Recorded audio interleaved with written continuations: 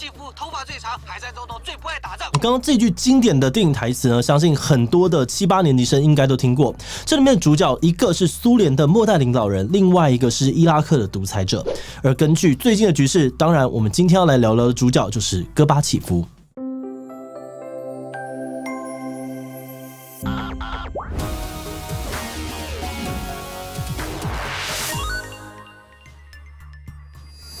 Hello， 大家好，我是志奇哦。说到戈巴契夫，大家对他的印象除了发型之外，最重要的就是他对于国际政治的影响力。在他就任苏联总理的期间，美苏冷战的结束，两德统一。而1990年，戈巴契夫还获得了诺贝尔和平奖。但听起来这么厉害的人，在俄罗斯却好像很不受欢迎。根据2021年俄国的民调显示，俄国人真的超级无敌讨厌戈巴契夫。有多讨厌呢？曾经屠杀了数千万人的大独裁者史达林都只能排第2，至于第1名没有错，就是戈巴契夫。所以得到诺贝尔和平奖的戈巴契夫，难道杀过更多人吗？不然为什么会被骂成这样？那关于这个问题或许我们可以从德国导演韦纳·何索的纪录片《戈巴契夫幸会》得到一些回答。在这支纪录片当中，导演记录了自己跟戈巴契夫对话的过程，带大家从他的童年经验开始，一步一步深入的剖析戈巴契夫。那么就让我们马上开始吧。说到20世纪末期改变全世界最重要的几件事情，有2件事一定不会被漏掉，一个是车诺比核爆，另外一个就是苏联解体。而这2个事情呢，都发生在戈巴契夫任内。当年苏联终于解体的时候，很多美国人认为这是西方世界的胜利，经过了半世纪的缠斗，他们终于击倒了邪恶的共产苏联。但30年后的现在，很多人回顾这段历史时，都会认为真正的事主应该是戈巴契夫。在这部纪录片当中呢，有人就用了一个盲人想要拿镜子跟一个聋人交换乐器这句话来比喻戈巴契夫的政治信念。因为戈巴契夫是一个非常信仰社会主义的人，但他认为苏联正在退化，所以他想要推动民主跟开放，在社会主义的架构之下实现民主政治。以前苏联的主政者作风都非常的强硬，要是有人抗议，完全没有在手软，但戈巴契夫坚决不用暴力镇压的方式去面对抗争。他开放禁书，逐步放宽新闻审查制度，让媒体开始报道社会与经济的问题。他推出了司法改革，重审史达林时期的案件，将近100万的公民因此获得平反。他减少对于东欧各国的内政干预，甚至推动选举，让苏联开始实施多党制，成为首任但也是最后一任的苏联总统。现在大部分的人应该都会同意，美苏冷战结束，苏联解体，东欧剧变，两德统一，这些改变世界的重要事件，戈巴契夫都是最关键的人物之一。戈巴契夫之所以不愿意暴力镇压，可能跟他的童年有关。他从小在农村长大，少年时期呢就能够驾驶大型的收割机帮爸爸务农。父子2人曾经破纪录，连续1周每天都收割20小时，并因此得到了官方的劳动红旗勋章表扬。在2战时期，父亲选择加入共产党，替苏联上战场。而至于戈巴契夫本人，也在学校的最后1年加入了共产党。而他的祖父则是会在家里面挂着史达林还有列宁的肖像，是非常资深也非常忠诚的共产党员。但1937年在史达林大整肃的期间，官方为了凑足整肃的人数，还是把他给逮捕了。戈巴契夫看到的是他的祖父就算非常支持党，也被整肃入狱。而2战期间，一家人多次收到了爸爸战死沙场的消息。幸好最后爸爸平安的历劫归来。他对戈巴契夫说：“逃离战场前，我们都奋战不懈，这是生存之道。”这番话大大影响了戈巴契夫的生命价值观，也象征着他从政之后想要改革的决心。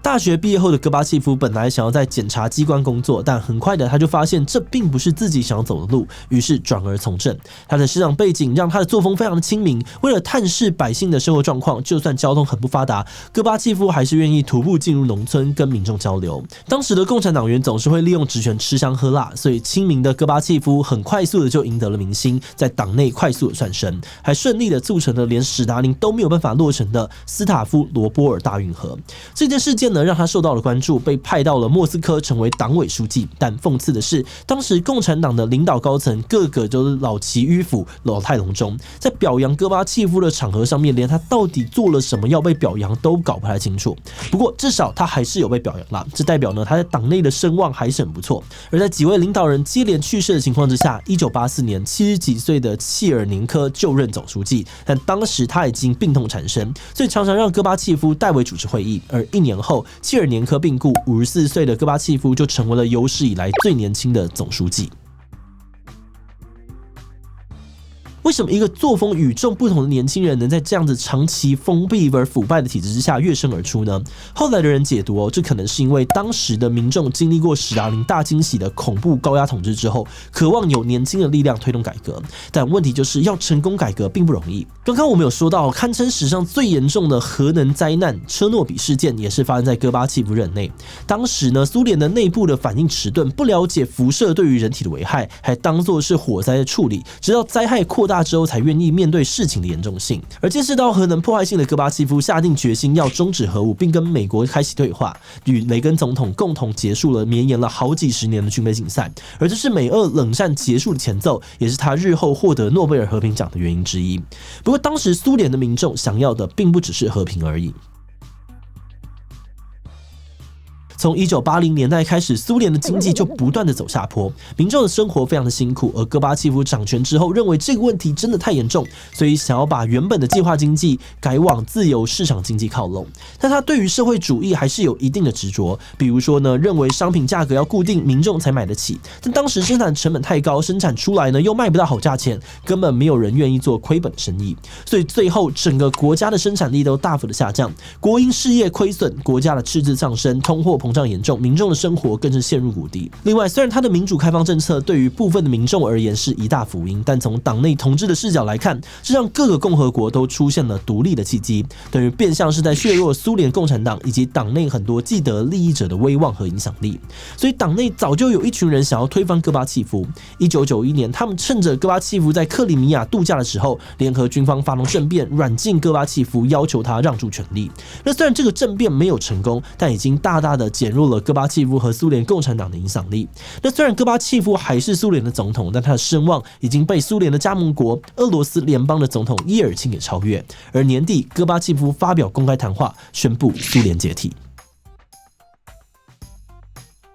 导演在纪录片开头呢，就不讳言的表示自己身为德国人，对于戈巴契夫在两德统一的贡献非常的崇拜。这其实也是西方世界对于戈巴契夫这个人的主流评价。很多人描述跟他见面的过程，都觉得这个人不但亲民、毫无架子，还很有幽默感，跟以往的苏联领导人很不一样。西方普遍认为他创造的改革力量大大的改变了人类的历史。但当年他拿下诺贝尔和平奖的消息传回国内的时候，有一名为了买布而大排长龙的民众却认为戈巴契夫为世界和平做了很多，但对于苏联却做得不够。对当时的俄国人来说，戈巴契夫把原本就已经很烂的经济弄得更糟，大家想要民生用品都非常的辛苦，而且他的一连串改革不仅背叛了社会主义，还让国家变得四分五裂。从现在的角度来看呢，怀念苏联的人一样会觉得他是千古罪人，而讨厌普丁的人可能也会觉得，现在普丁可以坐稳总统这么久，做一大堆罔顾法治的事情呢，都是因为戈巴契夫的改革失败。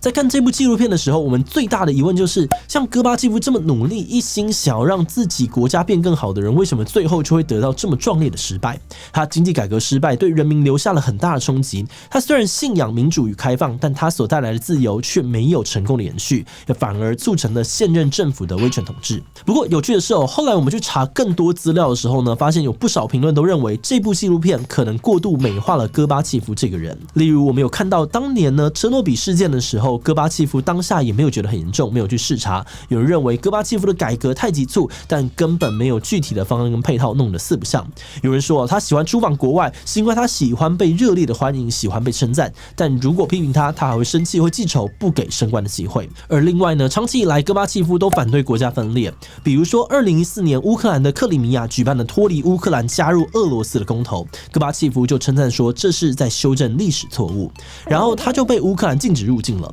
戈巴契夫说反正我也没有打算要去。那我们自己就推测虽然当年他努力推动民主，开放大家参政的权利，但可能连戈巴契夫本人也不乐见那15个加盟共和国彼此完全的分道扬镳。那话说回来，在纪录片当中，导演还刻画了很多戈巴契夫比较不为人知的一面，像是成长过程当中一些有趣的经历，或是他跟妻子的感情非常的深厚，但妻子的过世让他的晚年生活更加的凄凉。但今天因为时间的关系，还有很多的细节我们没有办法讲到，如果大家想要了解更多，我们非常推荐你到 Giloo 这个专业的纪录片平台看看戈巴契夫幸会这部纪录片。那最后想来问大家看完今天的这一集，你会怎么评价戈巴契夫呢 ？A 很同情他觉得他应该是一个伟大的人，可惜时不我与，最后还是失败了。B 有点气他如果他当年呢再细心一点点，现在俄国跟全世界应该都会更好。C 还是无法下定论，这种事情还是交给后人来判断吧。D 其他留言告诉我们吧。最后，如果你喜欢今天的影片，欢迎分享出去，让更多人知道谁是戈巴契夫。此外呢，也可以点击这个地方看看我爱金正恩以及菲律宾贪污高手的相关影片。那么今天的这一期就到这边告一段落，我们就明晚再见喽。